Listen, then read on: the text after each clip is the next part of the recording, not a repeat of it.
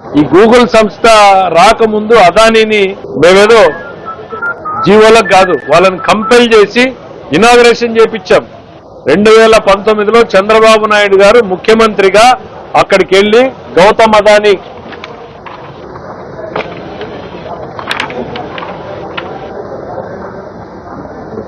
అదానీ గారు విశాఖపట్నంలో Adani data centre ప్రారంభానికి చంద్రబాబు చేతుల మీద జరిగింది 2019లో.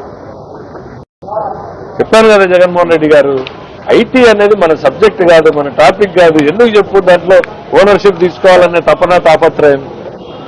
నాకు కూడా 100 ఆలోచనలు ఉంటాయి, అన్ని సాధ్యం కావు. కొందరు బ్రాండ్ అంబాసిడర్లు ఉంటారు. ఇట్లా ఈ ఫేక్ ప్రచారాలు మానండి మీరు. శవాల మీద రాజకీయం, ఓ పెట్టుబడి వస్తే పెట్టుబడిని తిట్టడం, లేదు ప్రజల్లోకి బాగా పోతుందంటే ఓన్ చేసుకునేటువంటి ప్రయత్నం చేయడం.